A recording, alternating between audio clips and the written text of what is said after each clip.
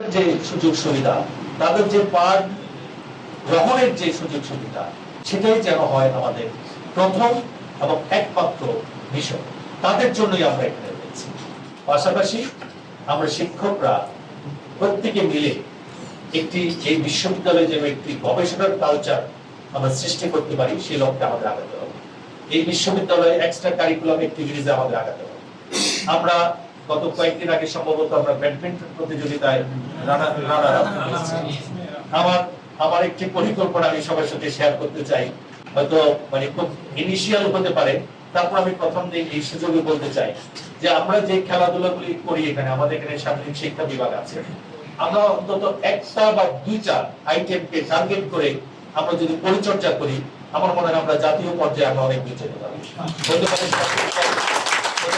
Cricket, হতে পারে সেটা হ্যান্ডবল।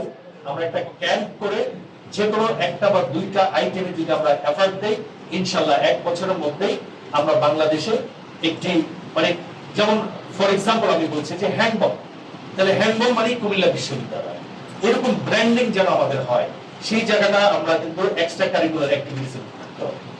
এখানে অনেক সাংবাদিক উপস্থিত আছেন, সাংবাদিকদের প্রতি আমি আন্তরিক আহ্বান জানাই।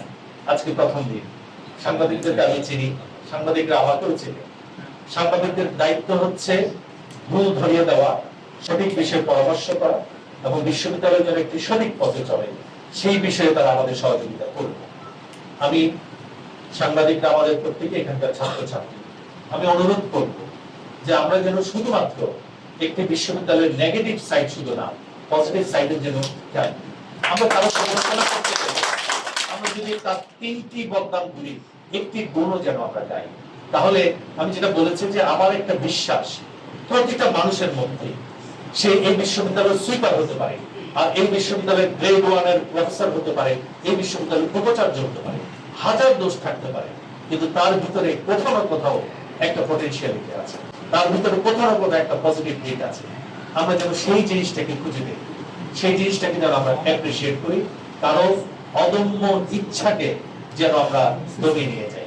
সাংবাদিক বন্ধুরা নিশ্চয় আমার কথায় রাগ করছে না, সাংবাদিক বন্ধুরা আমাদেরকে বন্ধুর মতো করেই আমাদেরকে আমাদের সঠিক জিনিসটাকে ধরিয়ে দেবে, আমরা সেভাবে কাজ করি। একটি অনুরোধ আমি তাদের প্রতি করব যে কোনো নিউজে কারো ছবি ব্যবহার করার সময় আমার মনে হয় তার একটু সম্মতি নিলে সুন্দর। কারণ ফেসবুকে অনেক সময় অনেকগুলি ইনফর্মাল ছবি থাকে, কারণ ফেসবুকটা আসলে ইনফর্মাল।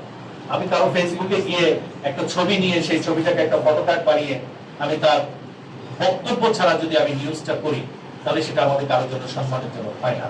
তারপর আমি বলছি যে আমার ছাত্র ছাত্রীরাই হচ্ছে প্রথম, ছাত্র ছাত্রীরাই হচ্ছে শেষ। ফলে ছাত্র ছাত্রীরা ভুল করবে, কিন্তু ভুলটা যেন আমরা ধরিয়ে দিই, আমরা যেন নিজেরাও রাখি। আমাদের এই বিশ্ববিদ্যালয়টিকে আমরা যদি একটি গবেষণার হাব হিসেবে তৈরি করতে চাই, তার জন্য আমাদের লাগবে একটি সমন্বিত পরিকল্পনা। আমরা যেমনটি বলেছি যে একটি বিশ্ববিদ্যালয় আসলে এখানে পঠন হয়, এখানে পাঠন হয়, এখানে এক্সট্রা কারিকুলার অ্যাক্টিভিটিস হয়, এখানে গবেষণা হয়, এখানে মুক্তি বুদ্ধি চর্চার হিসাব কেন্দ্র হয়, এখানে সাংস্কৃতিক চর্চা হয়। প্রতিটা ক্ষেত্র, এক একটি ব্রাঞ্চ, আমাদের প্রতিটা ক্ষেত্রেই যেন আমরা আলোকিত করতে পারি, প্রতিটা ক্ষেত্রেই যেন আমরা একটি ভূমিকা রাখতে পারি। প্রত্যেকের সমন্বিত এফার্ট দিয়েই আমাদের সেই জিনিসগুলিকে করতে হবে।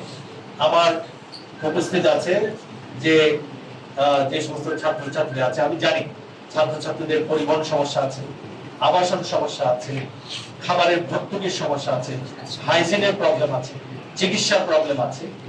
এই সমস্ত প্রবলেমগুলো আমরা এক রাতে হয়তো সমাধান করা সম্ভব না, কিন্তু আমাদের প্রবলেমগুলি আমাদের প্রথম দিনই আইডেন্টিফাই করতে হবে। আমাদের যে সাধ্য আছে, আমাদের দেশের যতটুকু সামর্থ্য আছে, সরকারের যতটুকু সামর্থ্য আছে, আমাদের প্রত্যেকের মেধা এবং আমাদের পেশাগত দক্ষতা যতটুকু আছে, তার সমন্বয় ঘটিয়ে আমরা যেন এই সমস্যাগুলি সমাধান করতে পারি।